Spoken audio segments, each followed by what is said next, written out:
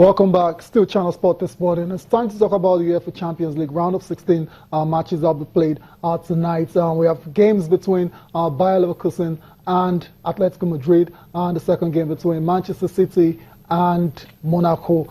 Toby, let's talk about that second fixture there, Man City versus Monaco at the Etihad. A lot of pundits out there feel Monaco, based on their form this season in the French league, they have what it takes to actually beat Manchester City. Getting a decent result at the Etihad is not out of place for Monaco, okay, because of their form, free scoring side, good players, quality, and the inspiration they got from PSG beating Barcelona also be a added advantage for them, that they could come to the Etihad and get something. But never rule out the ingenuity of Pep Guardiola, a man who have consistently played in the semi-final, have gone to the semi-final with Champions League in the past 6 or 7 occasions, and also now he's trying to build a new team, even though Jesus Gabriel is injured. Yeah. Before Jesus came, he had his selection, he had his core team. Maguire is back to lead the attack, and let's hope Iheanacho makes the bench, or also come into play in one period in the game. But the team is still compact.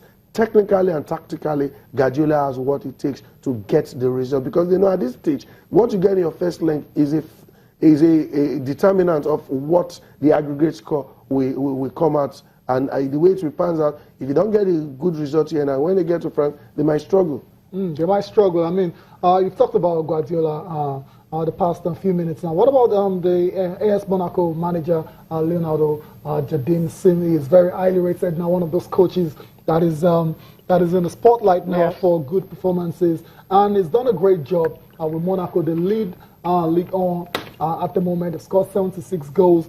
They've got to play. He's been able to resurrect, in quote, the career of Radamel Falcao. No, that's a great one, because with his style of play, you know, he's not been making noise. He just result that he's putting on the spotlight. Silent worker. He's a silent worker. He's not a loquacious coach like Mourinho. He's not a showman like Simon or Conte. He's just that quiet coach that does his job gradually, and he's the result. That is why that has put him on the spotlight. And he plays this robust style of football, that attacking flair from the midfield to the wingers and to the strikers, and that's why they've scored more goals so far this season. They've scored wonderful goals. Their wing back are more like attacking midfield. Yes, just like the style Conte introduced with Alonso and Victor Moses joining the attack, and that's what is helping them. But if Man City underrates them or give their chances, what PSG did was to take their chances. It doesn't mean that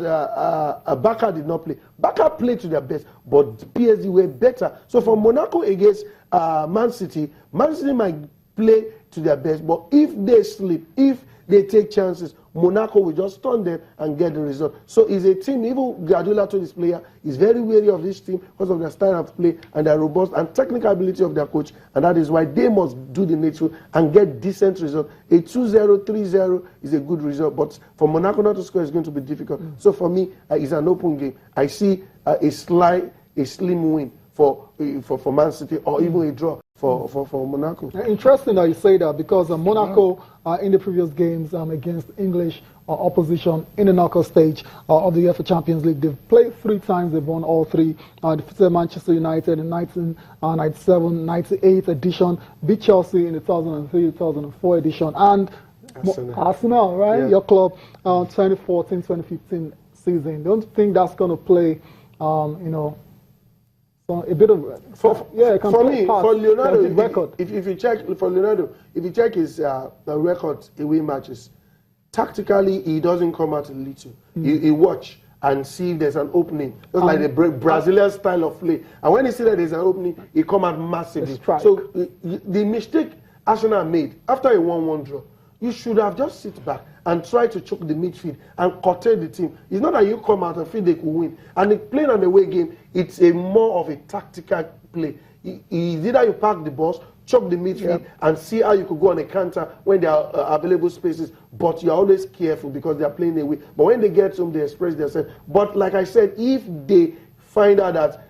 the defense of Man City is so shaky because this company is not playing, and even other players that are holding forth, they are not as good because that is the weakest link in the Man City defense in the entire team. So if they sleep, if they blink, I tell you, Monaco will punish them for that. But they are coming with the tactical approach of being careful and trying to choke and see if there are opportunities they score. And if they see that they are penetration, they penetrate and get the goals. So it is going to be a very difficult match for Man City. It looks easy the way you're saying it, because you're talking about penetration and how they can actually go on and on and on and do that. But we'll just wait and see. Tonight is going to be the game, and see if Monaco is going to make it, or if Manchester City was to take it, or if Monaco is going to do a PSG, you know. It's always hard. Don't forget the second game too is a very interesting game. Or even though Atletico plays this season so far, they've not been too fantastic. What they're playing is just for them to get the result, and get to the stage. And it's also a good style of play because if you get the result, even if you are not playing fantastically well, you're getting the result. It's what the hallmark of a champion. And you know they've played 2 finals, and even though they've not won it. But for Bayern Leverkusen, a German team with typical defensive-minded team, and also they have good strikers who could also come and punish the team. So it's going to be an open game for me. It could go to any of the two. So you want to stay on the fence on this one? Yeah, on the fence. Ebuka is not staying on the fence. It says Atletico Madrid to get a win or score draw against Bayer Leverkusen, and that's because Bayer Leverkusen can't keep a clean sheet. They can't keep clean sheets in recent times. Let's go back to the Barcelona versus, I beg your pardon, Manchester City, versus Monaco. Pep Guardiola isn't speaking ahead of that game, and he's been, highlighting the fact that Monaco have a very, strong attacking force, and his defense needs to be very wary of them. Stay with us. Well, like a spectator, it's so nice to see them. I'm really impressed how good they are. Physical, strong. The fullbacks play like wingers. The wingers play like attacking midfielders. The true strikers, fighters, and in the box, Falcao, Germain. They are killers in the box. So both holding midfielders, Fabinho, Bakayoko, they are intelligent, physically strong. They arrive to the box. Complete team, so it's the most successful team in Europe in terms to score goals. So tough draw. Looking forward to play against them. How is our level? So just compliment because they are a real good team. But what I spoke before, they arrive 1 or 2 or 3 times to score goals. So that is, I think, the huge quality to Monaco. They don't need to create too many chances to score goals. But they arrive a lot of people, and Germain has a goal, Falcao has a goal, Bernardo Silva has the sense of goal. We're satisfied to be here. And I would like to convince the players to enjoy that moment. So, because it's beautiful.